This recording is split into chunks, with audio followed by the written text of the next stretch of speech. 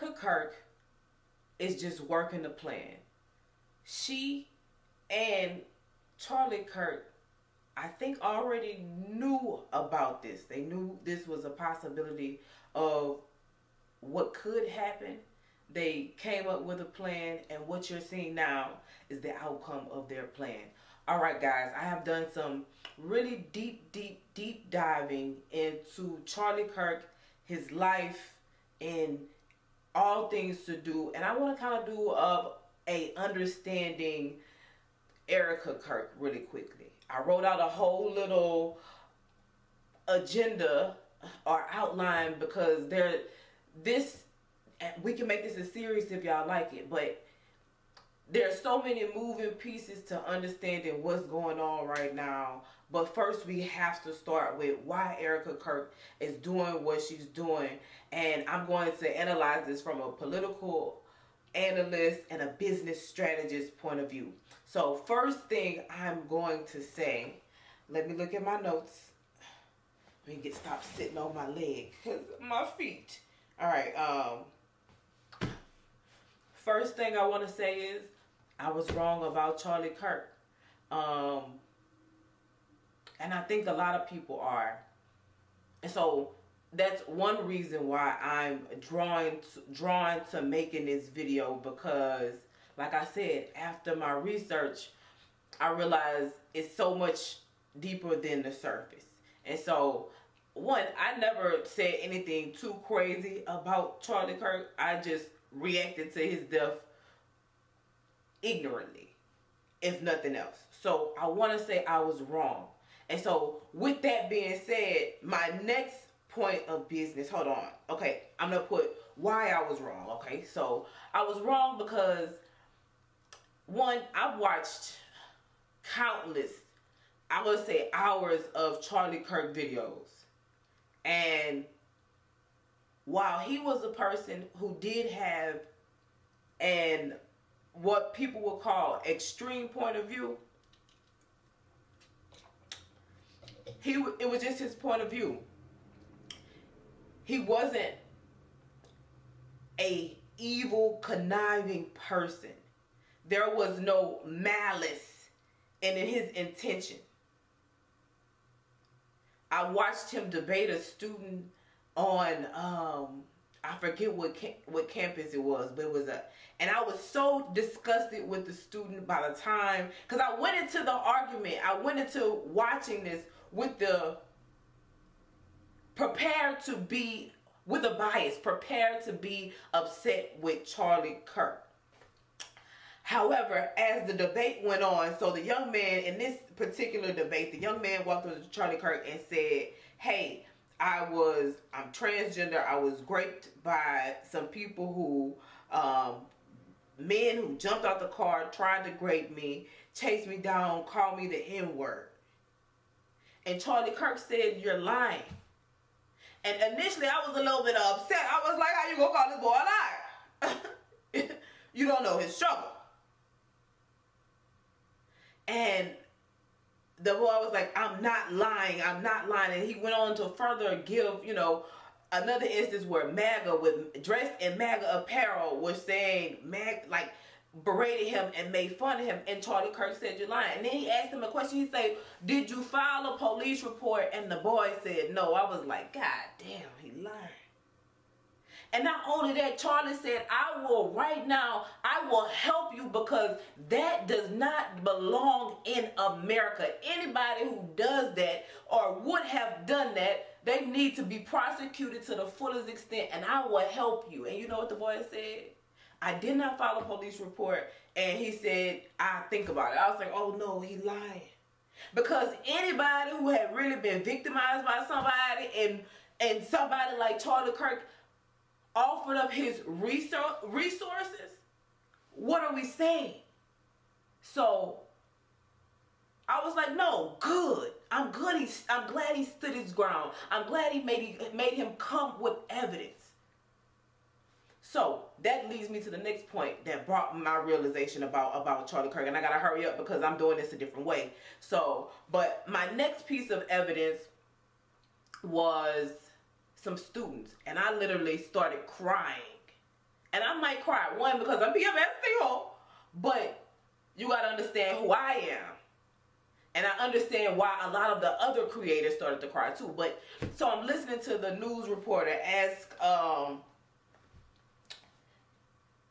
some young students, like 20, 21-year-olds, how they feel about what's going on. One of the questions that the reporters asked a young man, she said, there's a lot of left and right pro-antagonism going on. And she said, well, you've seen the shooter, you got the research. She said, well, how do you think we should handle this? What do you think about it? He said, I think this is more than anything a call for peace. This is not a time to embolden or enrage political violence. I was impressed with him. I was like, okay, that was impressive. But the next girl is the girl who brought me to tears. There was a young lady. She asked the young lady, she says, as a young conservative, as a 20-year-old conservative, what do you want to see happen in the political party? She said, I want to see people listen more. I want to see the conservative party be open to listening more, because Charlie was always open to listening. He built a platform based on hearing what the other person has to say, and if they can logically back up what they're saying, being open to changing your mind. So I would say I want the conservatives to be open to listening, so that things can start to change. Bitch, I was like, oh, he taught you well. Do people say radical shit? Listen, I say radical shit all the time. I am extreme to somebody. I'm not extreme to most. I'm not extreme to some. I'm too extreme to others, and I'm nothing to some. You get what I'm saying? And so I approach Charlie Kirk's life from a neutral standpoint, of an analyst, of a person, of an activist. And so to that I say, the way I reported, just because I didn't know too much about him. I saw him around, I didn't know too much about him, but the way I reported him being hurt was ignorant. It wasn't insensitive, because I wasn't trying to be insensitive. It was just ignorant. So, we'll get to that. So, to anybody who it may have offended, while that was never my intention, I apologize, because it was ignorant. But you gotta understand me. I'm always kind, so I didn't say anything rude, but again, ignorant. And we'll get to why I was ignorant later. All right. So, one, I was wrong about Charlie. So, with me saying I was wrong about Charlie, the next thing, okay, so what he stood for, watching him speak, and watching him in his relationships. And I'll say this is the last thing, I'll be quick about this, because I don't know how much time I have left. But his relationships with just different people, like just reading and watching and studying men, women, what he would do for people, how he would do for people. Do y'all know that Charlie Kirk paid? It's a homeboy he had that was going through something. Do y'all know? And he couldn't make, he was trying to pull his life together, and Charlie had coached him through it. And in the midst of putting his life together, he couldn't make payroll for his company. And Charlie did it. He made payroll for him. I watched this man find out that Charlie, he was in the middle of recording for his business. I watched this man find out his mentor got shot. He stopped everything. You understand? So, with that I say I was ignorant, and I apologize. So understanding those things about Charlie Kirk, and really understanding and watching how he was and what he meant and what he did in business, and learning about his business and what his business did, one thing that helped me understand Erika Kirk a lot more, because now what she's doing makes complete sense. She's right on the mark, and he would be so proud of her, because we'll get there. All right, next. So, mental health for white men. Check on white men. And that's the one thing that everybody keep missing. And I don't understand how y'all keep missing it. It's like everybody talk about pattern recognition, but y'all missing the one thing that's in y'all face. All of these shooters, all of these people, they are young white men. This is going to be an unpopular opinion. They're not going to like when I say this. But it's young white men crying out for help. Is it possible for 2 seconds that the fury, rage, and hate that especially a lot of, I'm going to say black people, but a lot of other cultures have for what white man ancestors, the white man's ancestors has done, has that caused society to impress a unseen burden that we may be overlooking? We don't think that white men worry about nothing because they the kings of the world, but those are the people, they say check on your strong friends. Well, that might be a strong friend that might need to be checked on, because it's so many white men doing this and they feel like life is worth living. Life isn't worth living. And I'm Freudian slip, but it is worth living. It's so much in life to do. Like, there are so many secluded communities that feel left out, that feel not valued. And we think just by the color of their skin that they should know they're valued. They have the opportunities and the options that we could never afford, and therefore by default they're ungrateful if they feel any other way, and that's unfair. And you want to know how that unfairness and aggression is showing up? It's showing up in Utah. So say what you want to say, but I think somebody needs to check on the white men in a loving way, in a caring way, in an endearing way, where they don't feel like that all we got is us. Don't nobody understand us is us and us. And I keep seeing things about black fatigue. I get it. I'm not, but I could understand it. And there's so many people who don't understand it. And because they don't understand it and they don't want to hear it, they shoot up schools and then say, do you hear me now? And even when they say that, nobody hear them.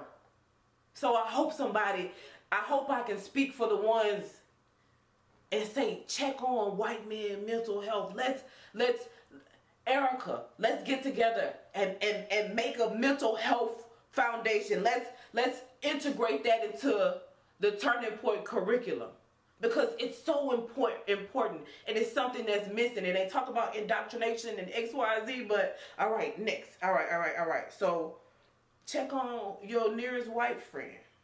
I know everybody be like, and the crazy thing is, your response to this, like, white men don't need to be checked on, they have everything, that's what you're proving my point.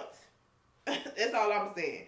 All right. And last but not least, let me drink some water. Make sure I ain't too crooked.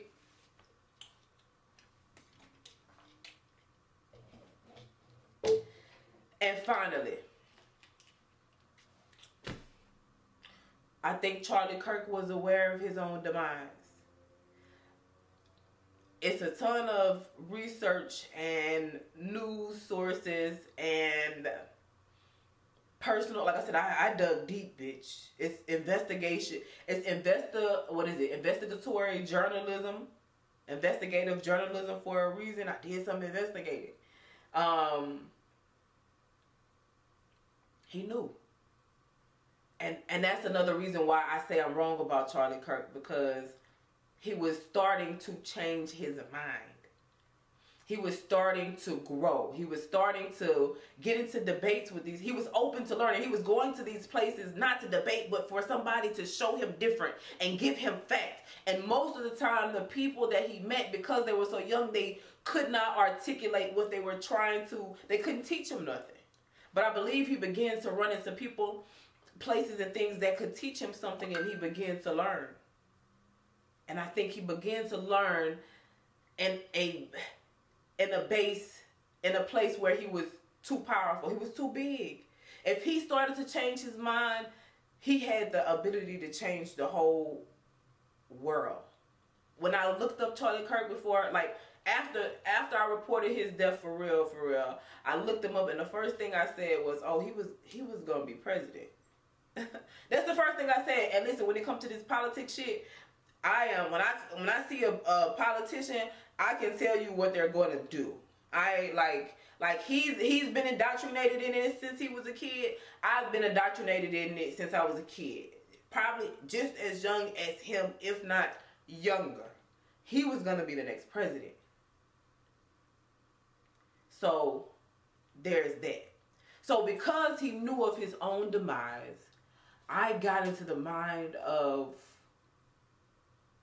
Charlie.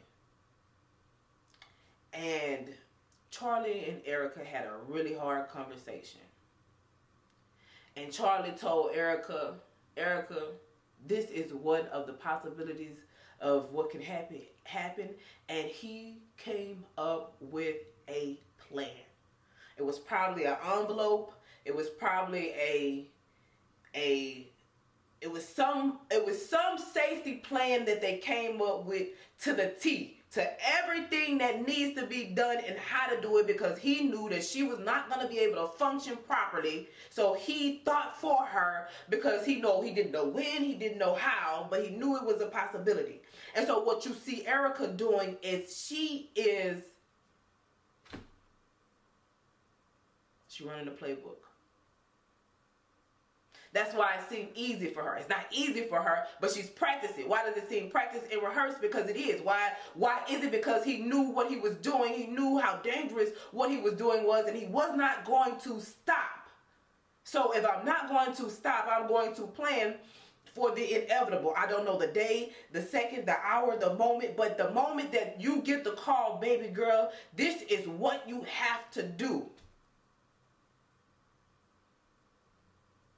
This is what I need from you. This is what I'm asking you to do. Can you please do this for me? So when you hear her cry, when you hear her say, I'm doing it, baby. She's talking to him because he told her something that we didn't hear. So she's having a conversation that we don't know about. And that's business. And that's politics.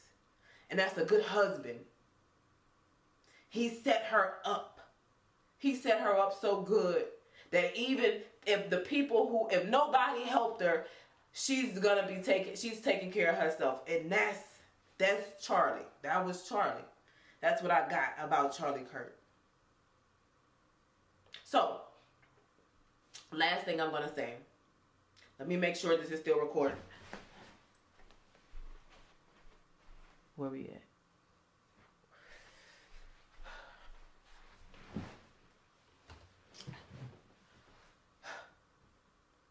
Last thing I'm going to say.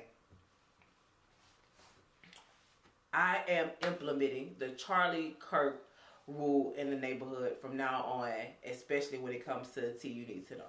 The Charlie Kirk rule is a rule for me that will require me not to get the story the quickest, but to tell the story the most accurately.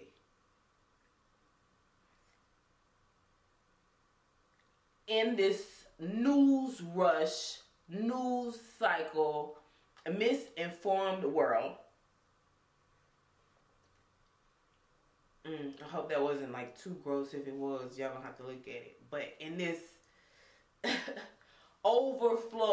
flood of information,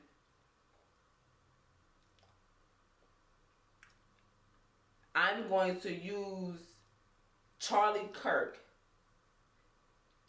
as a pillar to uphold the truth, because that's what he was in search of, the truth. So in the neighborhood, under the Charlie Kirk rule, You might not get the fastest story. You might not get it when it's hot and fresh off the press. But you will always get the most accurate story I can give. And you can put that on Charlie Kirk.